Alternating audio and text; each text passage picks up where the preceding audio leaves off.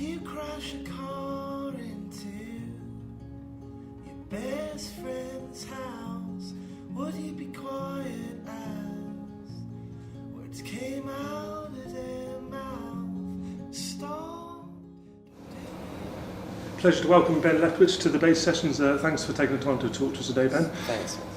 Now, this is the third night of your second UK tour this year, isn't it? Yeah. Birmingham Institute. How are things going so far? Yeah, really well. We've played Liverpool and London so far, and they're both really fun shows, and people have been turning up, so it's been all good so far. Excellent. And I know you've just come off the back of a There in the Wales support tour as well, so you've been a busy boy the last couple of months. What can people expect from these shows, Ben? I'm just playing, solo with a couple of different acoustic guitars, and I play a couple of songs on the electric as well. So it's very much stripped out. Yeah, kind of an intimate kind of show. Yeah, right. Yeah. Which is kind of the way I like it, really. Yeah.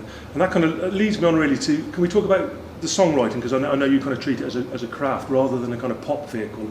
It seems your stuff's got kind of a more of an otherworldliness kind of feel to it. It's kind of haunting, and tell me about it. I guess to be honest, I'm really into the sort of sonic side of things as well, like in terms of the production of it and the sounds used on the records that I make. And so I put a lot of time into sort of trying to make things sound right as well as the actual song being strong enough. But yeah, I guess in terms of I would never use pop write.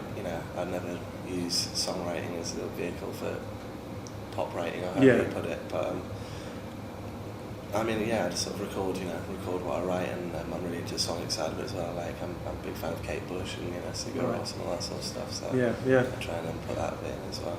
Fantastic. And I know that the Million Miles Out EP came out October 2010.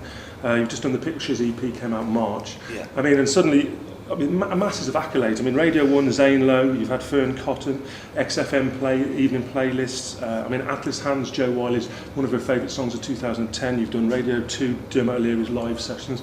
How does this feel? Is it kind of unreal, surreal, as it should be? To be honest, man, I'm really pleased the way in which everything's going. But I didn't really expect any of all that stuff. But it's just come along, and it's good that.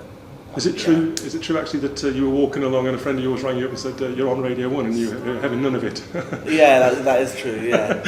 Yeah. But I sort of told him where to go. But that's the first time we got to play. But it's really good that I'm getting support from radio. Like I think anyone who creates music and says they don't want it to be don't want to be heard. Yeah, they want to be heard is a liar. So I'm really pleased.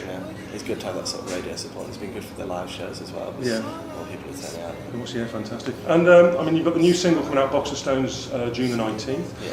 First album, debut album, Last Smoke Before the Snowstorms, July the 4th. You've got a lot of festivals through the summer after these dates, including Glastonbury. Yeah. So you've got a lot of good stuff coming up.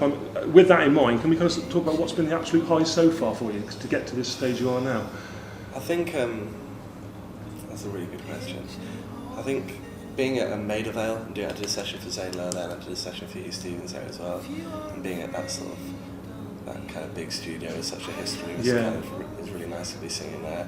And also I did a gig at Union Chapel last year, which is a really nice sort of big old church in London.